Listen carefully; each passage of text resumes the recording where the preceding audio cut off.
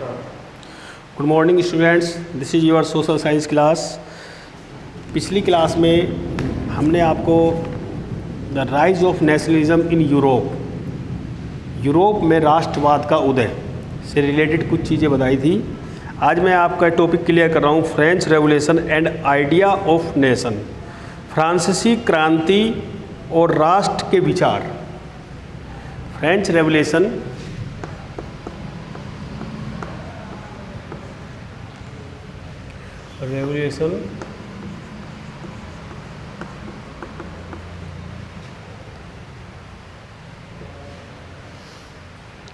and idea of nation।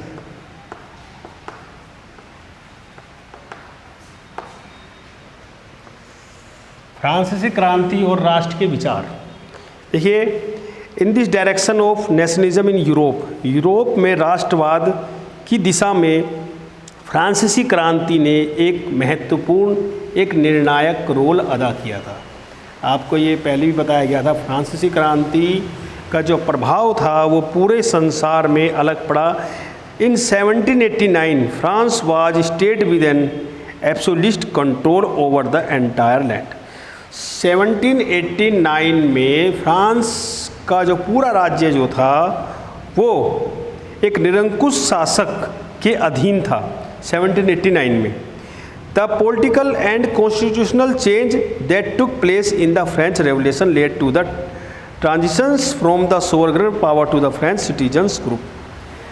बाद में देखिए 1789 में वहाँ एक निरंकुश शासक था लुईस 16। उसके बाद जब वहाँ क्रांति हुई, क्रांति होने के बाद वहाँ एक नया संविधान बना। नया संविधान बनने के बाद नई नई संस्थाओं का जन्म हुआ, और जिसके कारण बाद में जो वहाँ फ्रांसीसी सिटीजन्स थे, फ्रांस के जो नागरिक थे, उनके लिए, उनके ग्रुप के लिए अलग अलग, उनकी प्रभुसत्ता के लिए अलग अलग कार्य किए गए। The revolution declare that it was the people of the nation who would decide for its face. और इस क्रांति ने ये निर्धारित कर दिया था, फ्रांसीसी लोगों के भाग्य को निर्धारित कर दिया था कि अब फ्रांसीसी लोगों का जो भाग्य है वो स्वयं उनके हाथ में है और अपना भाग्य वो स्वयं ही निर्धारित करेंगे।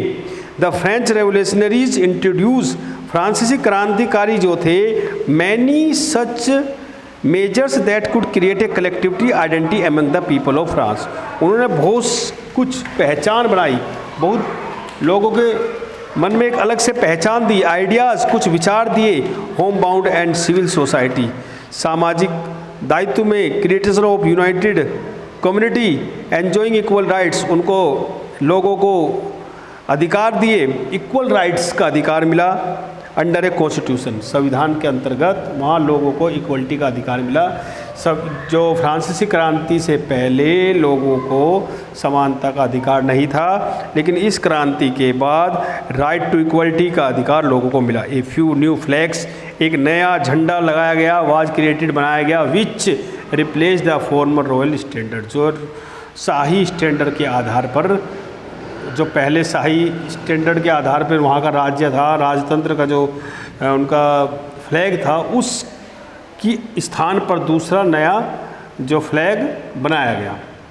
The election of state general started to be done by group of active citizen its name change to national assembly. और वहाँ की जो स्टेट जनरल जो थी पहले, जो वहाँ की जो संस्था थी, उसको बदलकर उसको नाम दिया गया, नेशनल असेंबली का नाम दिया गया। न्यू हिम्स वर कंपोज्ड, जो राष्ट्र का गीत वो नया अलग कंपोज किया गया।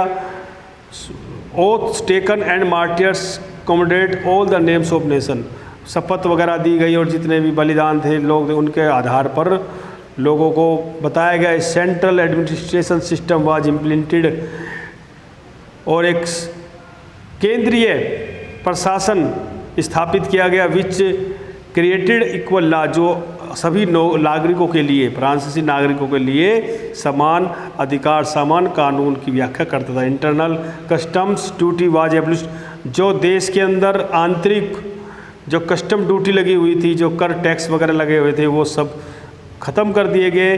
Religion declared were discourage and French became the common language of the nation. और फ्रांस की बिकेम द कॉमन लैंग्वेज, राष्ट्र की एक कॉमन लैंग्वेज निर्धारित कर दी गई। देखिए ये फ्रांसीसी क्रांति के बाद जो चेंजेस आए उसके बारे में बताया गया था। इसके बाद उसकी क्या क्या, एक अगला पॉइंट है defensive purpose of the French revolutions. व्यापक लक्ष्य है, फ्रांसीसी क्रांति का व्यापक लक्ष्य है। Defensive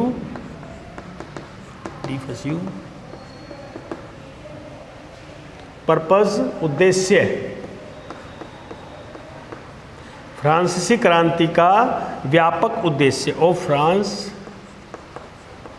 French revolution.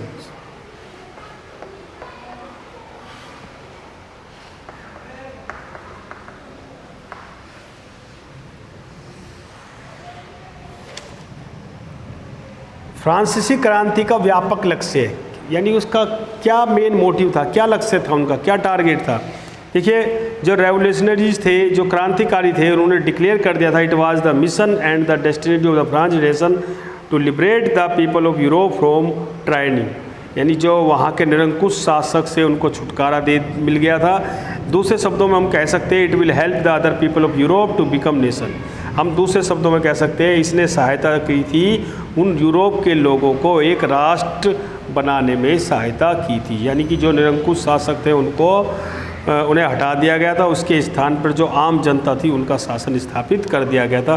When the लाज of the event France reached various cities of Europe, जब ये न्यूज़ पहुंची, when the news of the event of France की घटना की जब ये खबर अलग अलग यूरोपीय देशों में पहुंची, शहरों में पहुंची, तो जो स्टूडेंट्स थे, teachers, other members of the middle classes started setting up Jacobian clubs. देखिए फ्रांसीसी क्रांति का मैं पहले ही ऑलरेडी आपको बता चुका हूँ, फ्रांसीसी क्रांति का पूरे संसार की हिस्ट्री पर अलग इफेक्ट पड़ा था। यूरोपीय, विशेषकर जो यूरोपीय देश थे उन देशों पर ज़्यादा प्रभाव पड़ा। वहाँ कर जो लोग थे, टीचर्स, स्टूडेंट्स और मेंबर्स थे, उन्होंने जैकोबिन नाम के क्लब बनाने शुरू किए। ये क्लब इस तरह के क्लब होते थे जहाँ लोग बैठते थे, अपने विचार रखते थे और नई नई प्लानिंग वहाँ की जाती थी।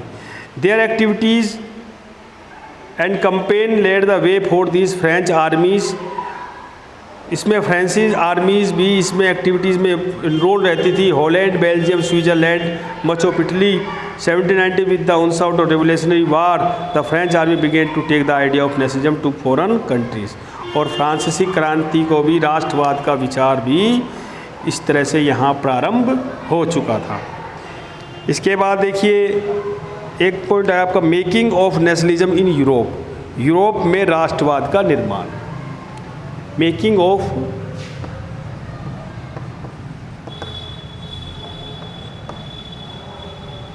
नेशनलिज्म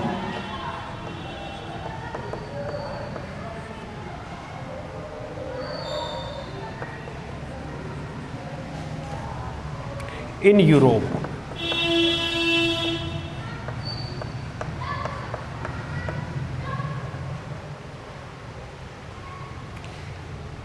यूरोप में राष्ट्रवाद का निर्माण, यूरोप में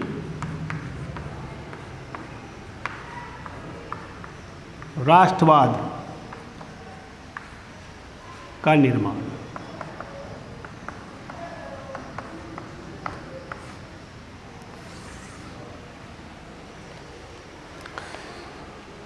ओके बच्चे देखो, the Europe of the middle of the 18th century war divided into various autonomous reign।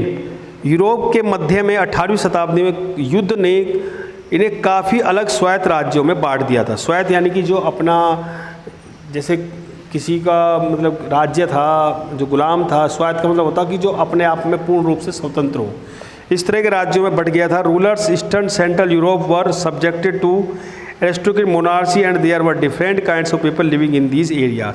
और वहाँ पर ईस्टर्न एंड सेंट्रल यूरोप में, यानी कि ईस्टर्न में और केंद्रीय यूरोप में अलग अलग तरह के लोग, जैसे राजतांत्रिक लोग और अलग अलग काइंड्स ऑफ पीपल वहाँ रह रहे थे इन क्षेत्रों में। They did not consider themselves to be a collective identity of common culture. इन्हें एक कॉमन कल्चर एक्टिविटीज़ का नहीं कहा जा सकता था, यानी कि एक विशेष कल्चर से नहीं बंधे हुए थे। दे स्पोक, उनकी जो लैंग्वेज थी वो सबकी लैंग्वेज जो थी अलग अलग थी।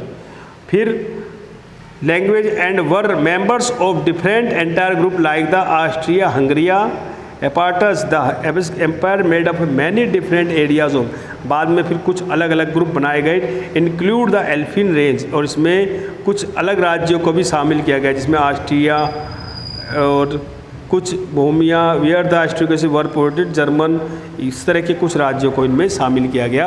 और वहाँ एक राष्ट्रवाद का, यानी कि सब लोगों को एकजुट करके, जो लोग सब अलग अलग क्षेत्र के थे, अलग अलग राज्य के थे, उन सबको एकजुट करने के बाद उस तरह की सिचुएशन क्रिएट की गई और वहाँ पॉलिटिकली रूप से सबको एकता के सूत्र में बांधा गया और इस प्रकार यूरोप में राष्ट्रवाद का निर्माण हुआ। देखिए, एक पॉइंट है आपका aristocracy and the new middle class, कुलीन वर्ग और मध्यम वर्ग। एक ये देखिए एरिस्टोक्रेसी,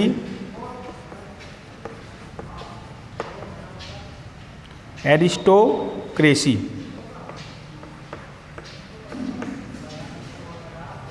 एंड द न्यू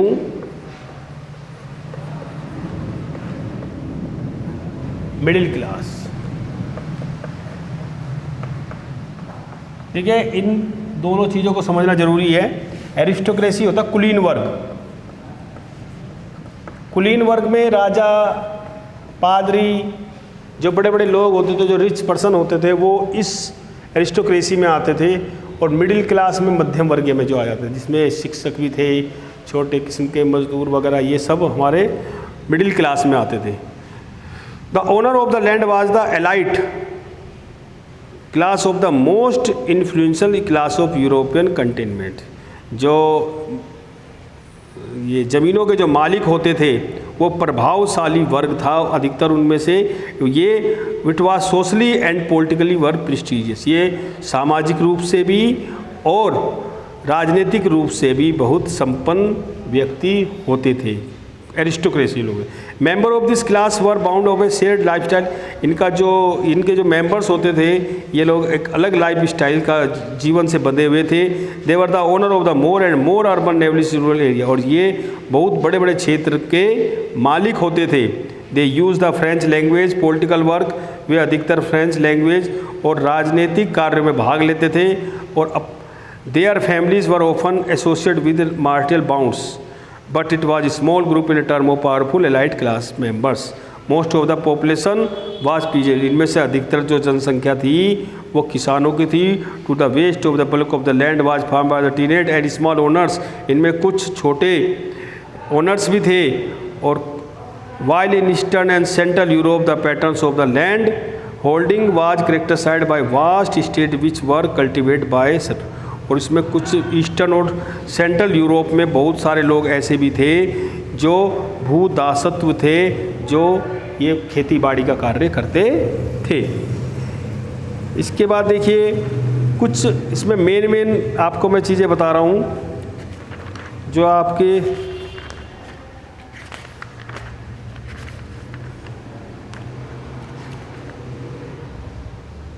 देखिए कुछ मेन डेट्स है जो आपको याद करनी है और आपको ये होमवर्क भी है, आपको ये कॉपी में भी करना है।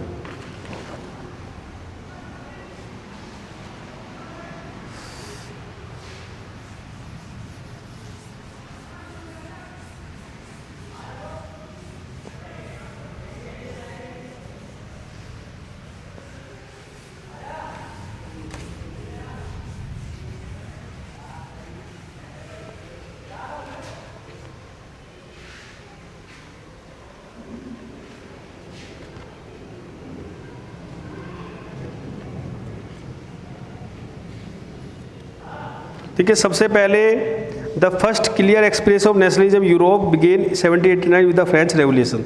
सबसे पहले जो राष्ट्रवाद का जो शुरुआत हुई थी वो 1789 में फ्रेंच रेवोल्यूशन से हुई थी। तो स्टार्टेड द फर्स्ट, इसका है French revolution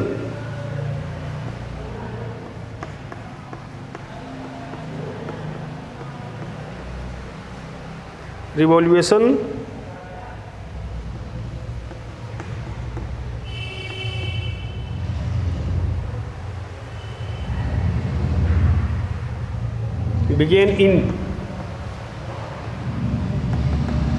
1789.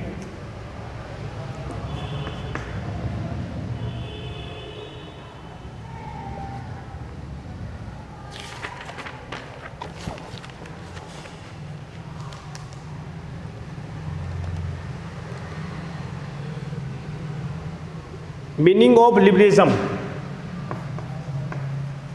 Meaning of liberalism, उदारवाद का मीनिंग क्या है?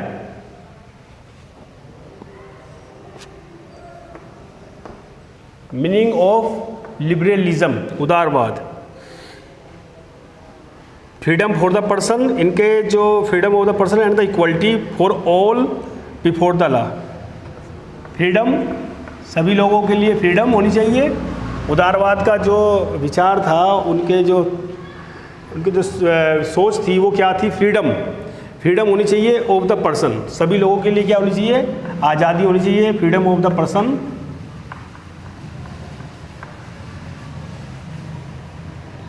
And the equality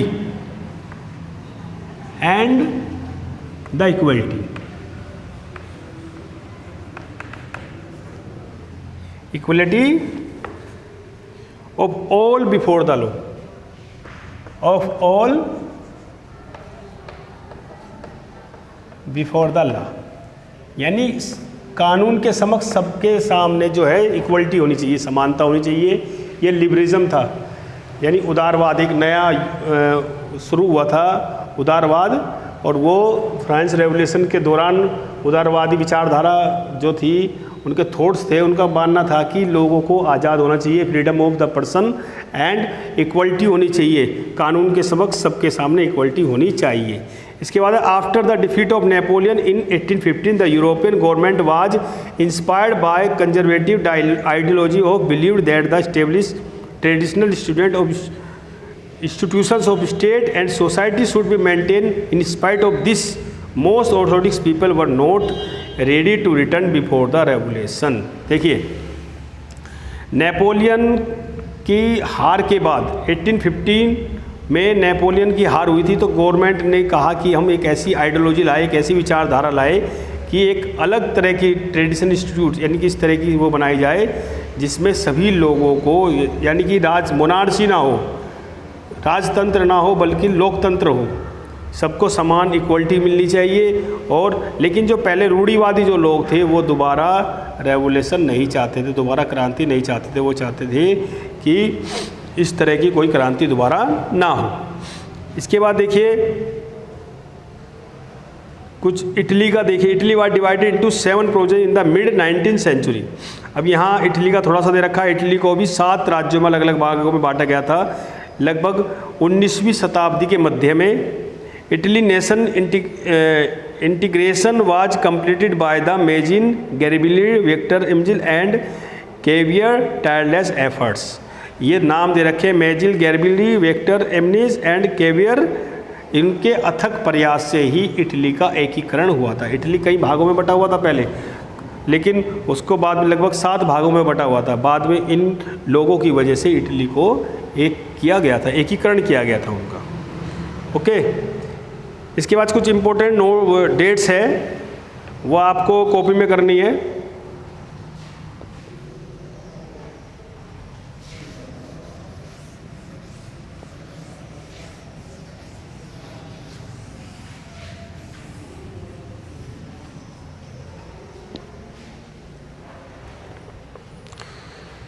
important dates,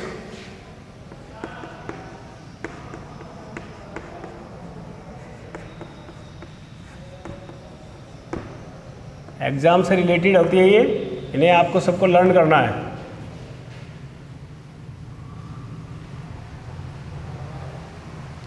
(1688) में क्या हुआ था? The parliament of England, England की जो पार्लियामेंट ने snatch power from the monarchy, राजतंत्र की शक्ति को छीन लिया था। Finally a national state was form, एक राष्ट्रीय राज्य बन गया था। यानी parliament of England, parliament of England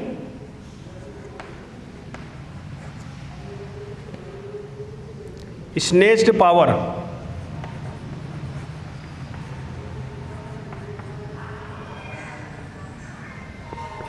power from the monarchy.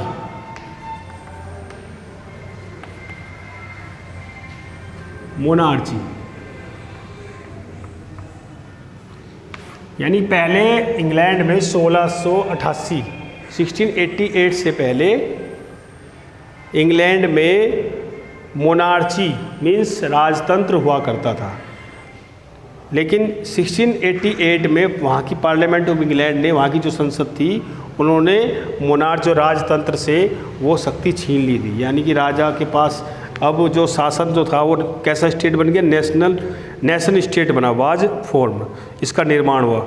इसके बाद है 77 United kingdom of greater Britain was form by the act of union between England and Scotland. 1707 में 1707 में United kingdom of great Britain का निर्माण हुआ act of union के तहत बिटवीन इंग्लैंड और स्कॉटलैंड के बीच में।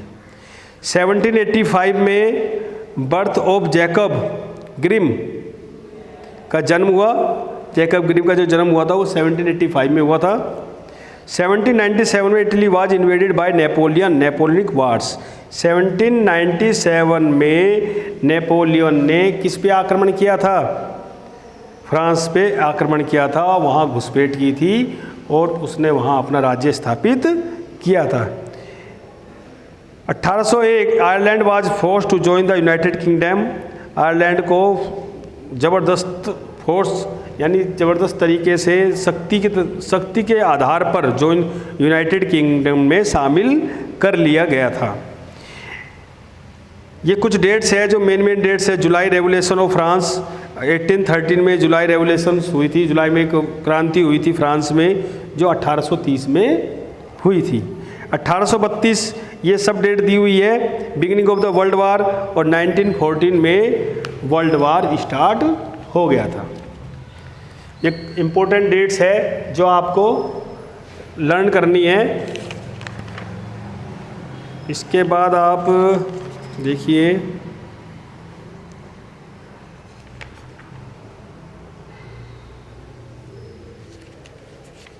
इसमें कुछ क्वेश्चंस मैं आपको दे रहा हूं जो आपको करने हैं।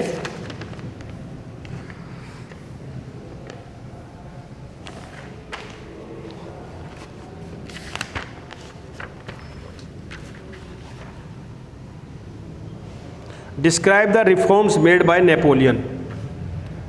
क्वेश्चन, नेपोलियन के द्वारा जो सुधार किए गए थे उसके बारे में बताना है। Describe the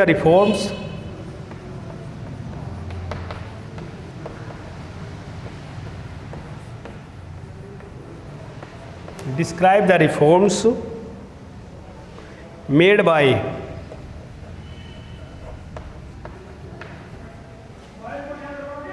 Napoleon.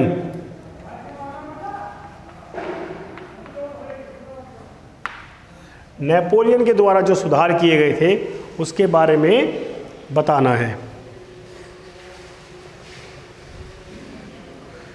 Second question है describe the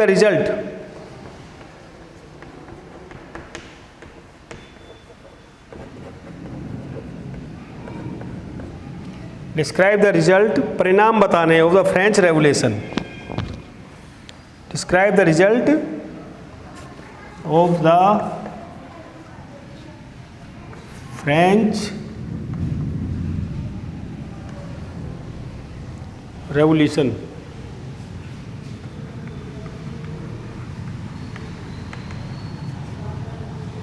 in 1780।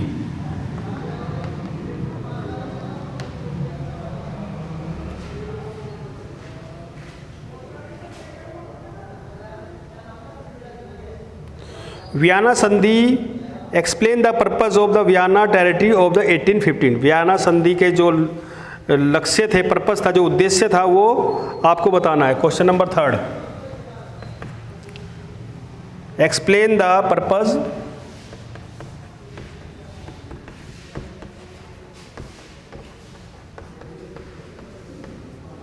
Of the Vienna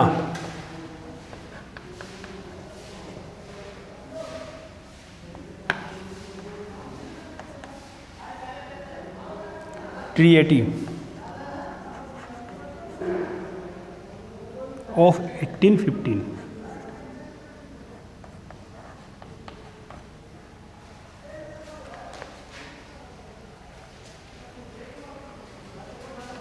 okay student.